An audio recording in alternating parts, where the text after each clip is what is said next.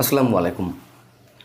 প্রধান উপদেষ্টার পদত্যাগের যে গুঞ্জন, সেটি যে শুধু গুঞ্জন নয়, এর সত্যতা রয়েছে এমনটা দাবি করেছেন জাতীয় নাগরিক কমিটির আহ্বায়ক নাহিদ ইসলাম। তিনি বিবিসির কাছে এমনটা দাবি করেছেন।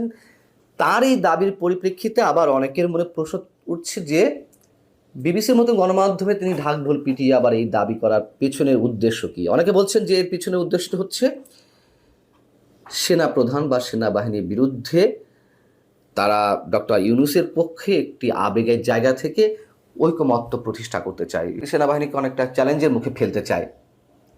কেমন সেটি আমি বলছি, যার কিছু নমুনা এর মধ্যে আমাদের সামনে উপস্থিত হয়েছে। নাহিদ ইসলাম বিবিসির কাছে বলছে যে প্রধান উপদেষ্টা দেশে যে বর্তমান পরিস্থিতি তাতে করে কাজ করতে পারবেন কিনা শঙ্কা প্রকাশ করেছেন, এবং রাজনৈতিক দলগুলো সরকারকে যথেষ্ট পরিমাণ সহযোগিতা করছে না, তারা দেশের বিভিন্ন ইস্যুতে একটা কমন জায়গায় আসতে পারছে না, এই জন্য তিনি ক্ষোভ প্রকাশ করেছেন। সেই জায়গা থেকে তিনি পদত্যাগ করতে চেয়েছেন। ছাত্ররা বুঝিয়েছে, ছাত্র উপদেষ্টারা বুঝিয়েছে না, তার পদত্যাগ করা যাবে না। তারা সময় নিয়েছে শনিবার পর্যন্ত।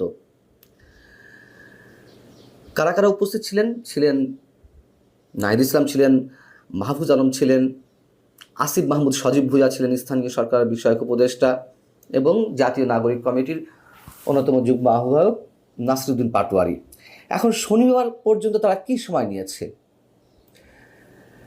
প্রধান উপদেষ্টাকে নাকি বোঝানো হয়েছে যে তারা শনিবারের মধ্যে চেষ্টা করবে জুলাই আন্দোলনের পক্ষে যারা ছিলেন তাদের সব পক্ষকে একটা আমব্রেলার নিচে নিয়ে এসে একটা সমাবেশ করবে, বড় সমাবেশ করবে। সেটি একটা মেসেজ হবে সেনা প্রধানের বিরুদ্ধে, অনেকে বলছেন, এবং একটা সমাবেশ করবে এমনটাও জানা গেছে। এবং সেনাবাহিনীর বিরুদ্ধে এরই মধ্যে নানান জায়গা থেকে বিভিন্ন ধরনের কথাবার্তা উঠতে শুরু করেছে, এবং কারা করছে সেটি অতি স্পষ্ট। যেমন আসিফ মাহমুদ সজীব ভুঁইয়া, তিনি একটি স্ট্যাটাস দিয়েছেন তার ফেসবুকে বৃহস্পতিবার, বলতে গেলে গভীর রাতে। সেখানে তিনি বলছেন যে বাংলাদেশ আওয়ামী লীগ নর্থ ও দিল্লি জোটভুক্ত, আওয়ামী লীগ দিল্লি এই শব্দগুলো আমরা বাদ দিলাম, বলা হচ্ছে নর্থ জোটভুক্ত হয়ে যে কুমির ডেকে আনছেন। এখন নর্থ উত্তর এই সব শব্দের প্রতীকী অর্থ আমরা কি সবাই জানি।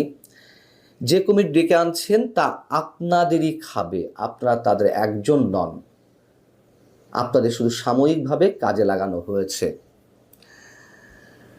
সেনাবাহিনীর বিরুদ্ধে এরই মধ্যে হুঙ্কার ছেড়েছে জুলাই ঐক্য নামে একটি সংগঠন। তারা বৃহস্পতিবার গভীর রাতেই 10:30টার দিকে 11টার দিকে ঢাকা বিশ্ববিদ্যালয়ে মিছিল করেছে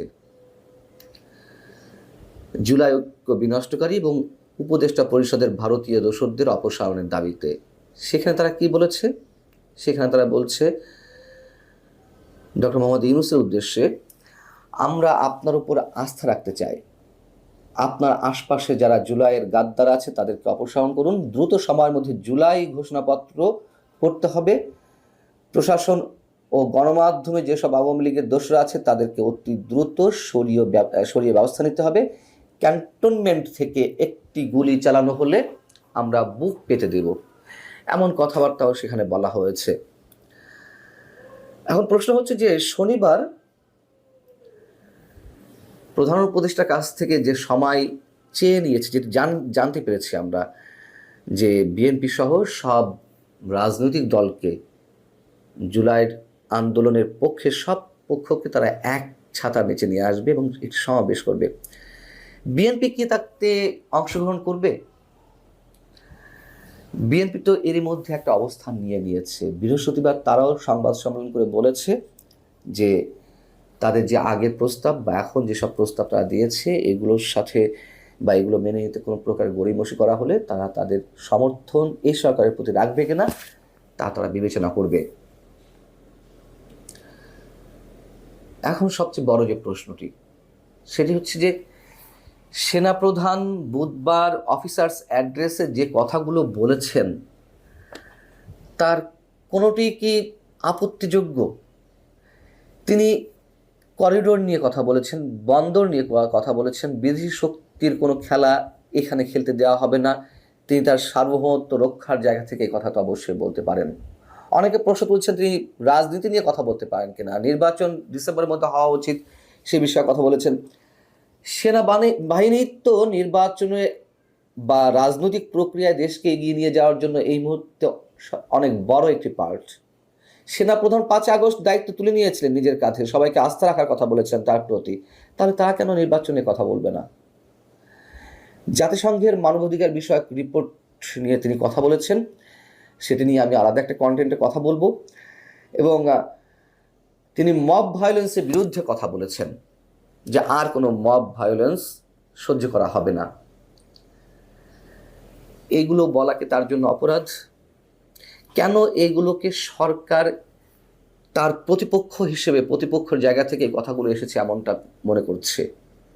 এবং এটা মনে করে তো আমাদের মনে হচ্ছে দেশের সার্বিক পরিস্থিতি আরও জটিল করে তোলা হচ্ছে। সেনাবাহিনীকে তো নানানভাবে জনগণের মুখোমুখি দাঁড় করানোর চেষ্টা হয়েছে, আমরা দেখছি।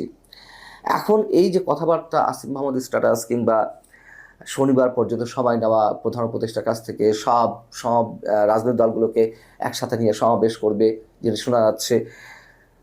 ইসলামী দলগুলো একটা আলাদা বৈঠক করেছে, ইসলামী শাসনতন্ত্র আন্দোলন, তাদের নেতৃত্বে আরও কয়েকটি দল বৈঠকে অংশগ্রহণ করেছিল বৃহস্পতিবার রাতে।